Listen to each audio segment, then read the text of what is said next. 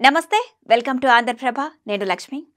జూబ్లీహిల్స్ ఉప ఎన్నిక కౌంటింగ్ కొనసాగుతోంది కాంగ్రెస్ అభ్యర్థి నవీన్ యాదవ్ ఆధిక్యంలో దూసుకుపోతున్నారు 4 రౌండ్ల ఓట్ల లెక్కింపు ముగిసేసరికి కాంగ్రెస్ అభ్యర్థికి 9000 ఓట్లు మెజారిటీకి చేరువలో ఉన్నారు కాంగ్రెస్ ఆధిక్యం తొలి రౌండ్ 47 రెండవ రౌండ్ 2947 మూడో రౌండ్ 3100 నాలుగో రౌండ్ 3100గా ఉంది ఇక ఈ ఫలితాలపై టీపీసీసీ చీఫ్ మహేష్ కుమార్ గౌడ్ స్పందించారు జూబ్లీహిల్స్ ప్రజలు కాంగ్రెస్ కే పట్టం కట్టబోతున్నారని జూబ్లీహిల్స్ కాంగ్రెస్ దేనని చెప్పారు నవీన్ యాదవ్ కు మంచి మెజారిటీ రావాల్సి ఉండేది కానీ ఓటింగ్ శాతం తగ్గడం ఫలితాలపై ప్రభావం చూపిస్తుందని అన్నారు ఇక కౌంటింగ్ ప్రక్రియ కోసం 186 మంది సిబ్బందిని నియమించారు ఎలాంటి అవాంఛనీయ ఘటనలు జరగకుండా పటిష్టమైన భద్రతా ఏర్పాట్లు చేశారు ప్రతి టేబుల్ కు సీసీ కెమెరా పర్యవేక్షణ ఉంటుంది ఇక అప్డేట్స్ ను ఎల్ఈడీ స్క్రీన్లు ఈసీ యాప్ ద్వారా అందుబాటులో ఉంచనున్నారు కౌంటింగ్ సెంటర్లోకి అభ్యర్థులు వారి ఎన్నికల ప్రతినిధులు అనుమతించిన కౌంటింగ్ ఏజెంట్లకు మాత్రమే ప్రవేశం ఉంటుందని స్పష్టం చేశారు ఇతరులెవరికీ అనుమతి ఉండదని చెప్పారు కౌంటింగ్ సెంటర్ పరిసరాల్లో సెక్షన్ 144 అమల్లో ఉంటుందని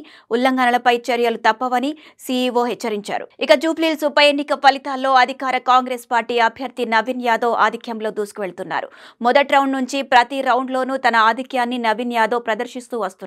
దీంతో 17 ఏళ్ల నిరీక్షణ అనంతరం నవీన్ యాదవ్ కోరిక నెరవేరబోతున్నట్లు ఆయన అభిమానులు సంబరాల్లో మునిగిపోయారు ఇదిలా ఉంటే నవీన్ యాదవ్ మొదటిసారి 2014 అసెంబ్లీ ఎన్నికల్లో ఎంఐఎం అభ్యర్థిగా పోటీ చేశారు ఆ ఎన్నికల్లో ఆయనకు 41656 ఓట్లు వచ్చాయి దీంతో రెండో స్థానంలో నిలిచారు ఆ ఎన్నికల్లో టీడీపీ అభ్యర్థిగా మాగంటి గోపీనాథ్ విజయం సాధించారు ఇక 2018 అసెంబ్లీ ఎన్నికల్లోనూ నవీన్ యాదవ్ పోటీ చేశారు ఆ ఎన్నికల్లో ఇండిపెండెంట్ అభ్యర్థిగా పోటీ చేయగా నవీన్ యాదవ్ కు 18817 ఓట్లు వచ్చాయి దీంతో ఆయన మూడో స్థానంకు పడిపోయారు ఆ ఎన్నికల్లో టీఆర్ఎస్ పార్టీ నుంచి పోటీ చేసిన మాగంటి గోపీనాథ్ విజయం సాధించారు కాంగ్రెస్ పార్టీ నుంచి పోటీ చేసిన విష్ణువర్ధన్ రెడ్డి రెండో స్థానంలో నిలిచారు ఇక 2014-2018 ఎన్నికల్లో ఓడిపోయిన నవీన్ యాదవ్ 2023 అసెంబ్లీ ఎన్నికల్లో పోటీ చేయలేదు ఆ ఎన్నికల్లో వరుసగా మూడోసారి మాగంటి గోపీనాథ్ విజయం సాధించారు అయితే ఇటీవల మాగంటి గోపీనాథ్ అనారోగ్యంతో మృతి చెందిన విషయం తెలిసిందే దీంతో ఉప ఎన్నికలు రావడంతో కాంగ్రెస్ పార్టీ అభ్యర్థిగా నవీన్ యాదవ్ పోటీ చేశారు ప్రస్తుతం ఓట్ల లెక్కింపు ప్రక్రియ కొనసాగుతోంది